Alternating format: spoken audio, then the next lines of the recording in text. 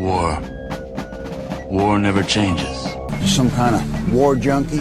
Gentlemen, you can't fight in here. This is the war room. Welcome to the War 102 podcast, where we explore the doctrine, theory, philosophy, and history of warfare. I'm your guide, Paul Darling, and I want to share what I learned in nearly 30 years in uniform. So let's get to learning about the most influential activity in human history, war. Welcome to episode 31, Democracy and Empire. I neglected much of the true military aspects of the Peloponnesian War for a few reasons, not least of which is we don't do much phalanx hoplite clashes anymore. A tragedy. Triremes are passé, and much of the critical aspects of the psychology of close combat I covered in earlier episodes. Of course, if you wish to learn more, reading Thucydides would be great. And for a more modern analytical aspect, Victor David Hanson's Western Way of War is fantastic. No, the Peloponnesian War remains perhaps the single most influential book on strategy and policy and the instruments of national power, diplomacy, information, military, and economic, ever written. It was the inspiration for Mahan in his book on sea power. In fact, reading it is often a recap of Thucydides. The Naval War College once made it part of its curriculum. Ironically, there is very little to be gleaned as far as naval tactics or even specific naval strategy. Rather, more as a reinforcement for would-be admirals to use its policy lessons while they wage the only war DoD seems to care about, the one waged endlessly for money in Washington, D.C. The least accurate aspects of Thucydides are some of my favorite parts. He writes of many famous dialogues, quoting them, yet not being present. Pericles' funeral oration is magnificent, and it must be confessed most certainly a construct of Thucydides' mind, overlaying on a man Thucydides obviously admired what he wished he had said. Regardless, it's worth the read when you have the time. This podcast started with a definition of war and bounced around some of the finer details, and perhaps a bit too late, I need to address the most important question about war that exists. Why do nations go to war? Thucydides opined at the beginning of his history that war between Sparta and Athens was inevitable, as the rising Athens was destined to challenge Sparta for supremacy of not just Greece, but the known world. This has recently been called the Thucydides trap, often with regard to some sort of inevitable conflict between rising China and the United States. This falls neatly with the guns of August, claiming World War I was inevitable, as unified Germany with its growing navy would inevitably go to war with England. I frankly reject the inevitability of any aspect of history. History is driven by men. While the conditions may exist for conflict between any two powers, individuals drive the course of history. Great men, not in the good or bad sense, but in the sense of those unique individuals driven for conquest in a way inconceivable to most, and thus unpredictable by academics who seek something tangible and relatable to explain the tumultuous tides of history. Whenever there is great power, there exists the potential for a great war, admittedly, but there is no reason that potential need be realized. In fact, it often hasn't. It is easy in history to ignore the blissful, unremarkable periods of peace for the fascinating tales of heroism, treachery, and all the great emotions that war creates. But back to Thucydides and his impact. Irving Kristol, the so-called father of the neoconservative movement, called the history the favorite neoconservative text on foreign affairs, which leads us to another, perhaps uncomfortable aspect of his history. More recently, some have argued that it was less the rise of Athens and more the chauvinist demand of the Athenians to export their superior brand of politics through the Aegean. Put it in modern terms, the spread of democracy. Democracy was and is a radical form of government, and whilst we speak of modern democracy, it has little similarity to Athenian-style democracy, and deliberately so. Our own American government is styled much more on the Roman Republic, both in writing and in symbolism. Time and again, peace was offered by Sparta and rejected by Athens. The beginning of the downfall of Athens was arguably due to the disastrous Syracuse campaign, which came about largely through the persuasive arguments of Alcibiades. In fact, the word demagogue was largely created because of two key figures, Alcibiades and Cleon. It did not always have a negative connotation. It simply defined those who had the ability to bend the crowd to their will. And in democracy, the crowd is the government and controls the power. It was Alcibiades who argued for Athens to abandon the Peace of Nicaeus, not long after it was signed. Alcibiades argued in demanding the invasion of Sicily, that a power can only expand or contract. It can never remain. And Athens' continued rise demanded continuous conquest and expansion. And from Sicily, the Italian peninsula was the logical extension. If one accepts the premise of inevitability, then expansion west, rather than challenging the Persians to the east, was perhaps the easier route to maintain Athenian ascendancy, or, if you accept his binary premise, to stop Athenian decline. Regardless the wisdom or necessity, the fact his deputy was opposed to the plan meant the moment Alcibiades was recalled, the success of the invasion was in serious doubt. Which I think brings us to the ultimate point. Can a democracy, or quasi-democracy, be a successful empire?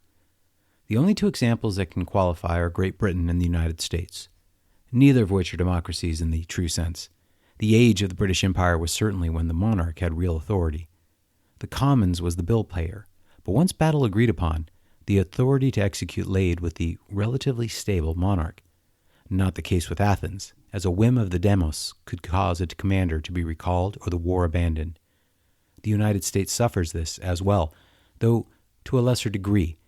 In fact, you will more likely find stability in the House of Representatives and the executive changing.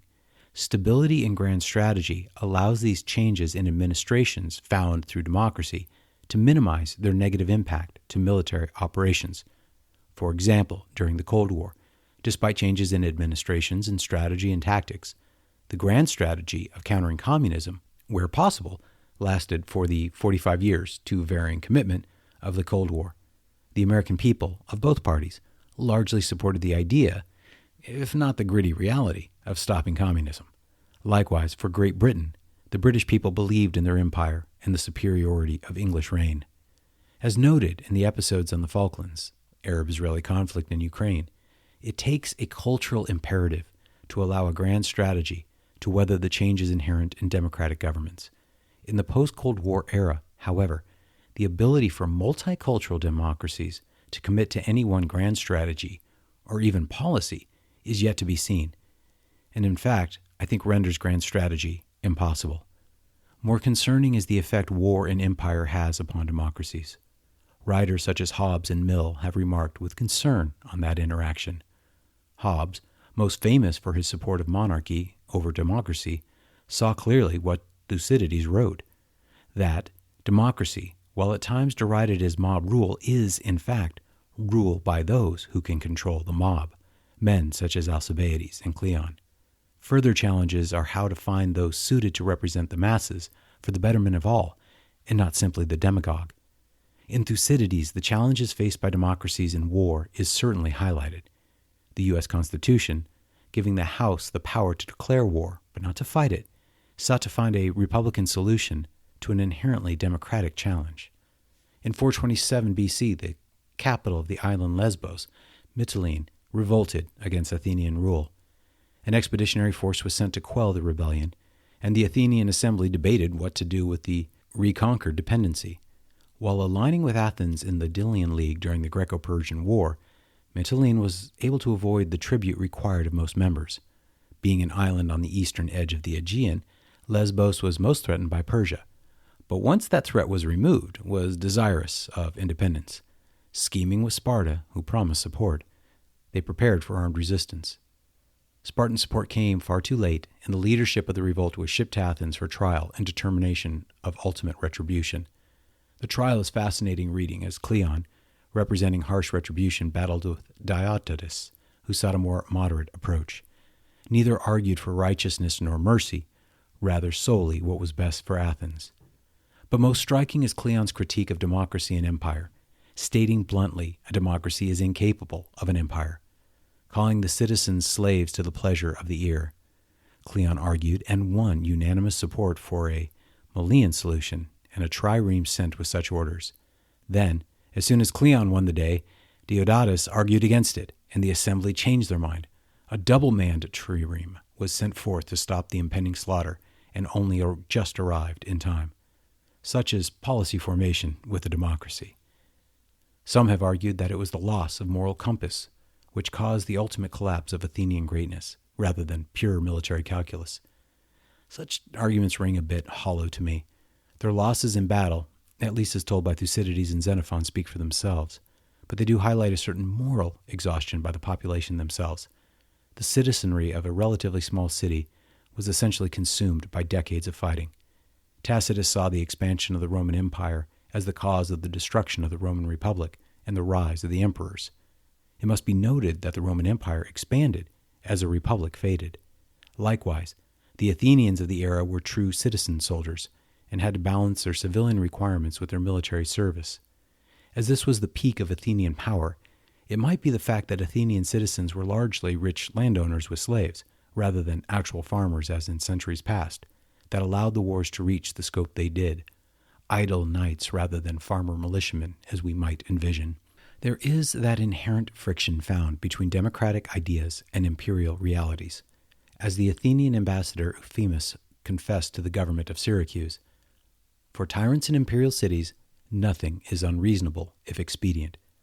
So what is a democratic empire if not an external tyrant? And can such tyranny remain inexorably foreign, leaving the domestic democracy untouched? I don't know, but it's certainly something to consider. And can empire be maintained with standing militaries? I think history will show that is impossible. If, for no other reason, then someone must maintain the garrison of their empire. Otherwise, it would not be an empire, but an alliance. In the American model, the historical disdain and fear aroused at mere mention of a large standing army seems to have disappeared. We accept our empire, such as it is, and the standing army it necessitates. As Hamilton wrote in Federalist 8, "The violent destruction of life and property incident to war, the continual effort and alarm attendant on a state of continual danger, will compel nations, the most attached to liberty, to resort for repose and security to institutions which have a tendency to destroy their civil and political rights. To be more safe, they, at length, become unwilling to run the risk of being less free. I confess the state of constant war our nation has suffered since 9/11, and arguably since 1940, has seen the erosion of liberties domestically. Whether for legitimate safety or overreach of the long-feared domestic tyranny is notwithstanding, war invariably demands sacrifice, both material and ethereal, and constant war demands constant sacrifice." The argument of John Stuart Mill stated that empire and democracy could coexist, provided it was attempting to export democracy for eventual self-rule. And we might say that we tried a century-long experiment to mixed results. For every India, there are far more former tributaries that dissolved into a form of tribalism, perhaps even more brutal than before the European arrival, due to artificial borders, while contested with far more modern munitions. And here comes the ultimate point. Culture and government type dictate whether the possibility of grand strategy exists, and some cultures mesh with some types of government.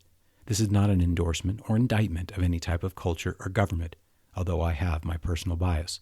Rather, success is dictated by existence.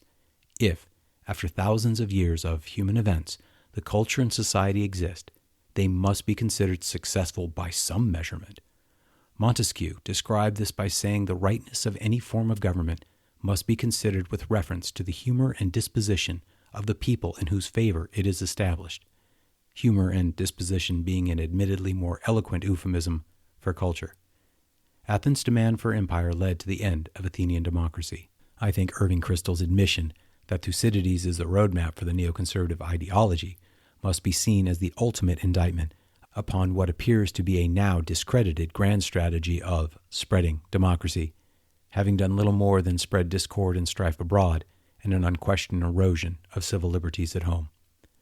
But I think we've beat that horse, and perhaps it is time to return to some promises made months ago, to return to that other great of pre-Christian strategic thought, Sun Tzu, who we'll go over next week. Thanks for joining us today. If you liked what you heard, please like, subscribe, rate, and comment. Most importantly, share with your friends. Join the conversation at the War 102 subreddit, and check out the War 102 Buzzsprout website for links to more information and supporting videos. Send me an email at war102podcast@gmail.com. I look forward to your comments and hope you join us again next week. See you then.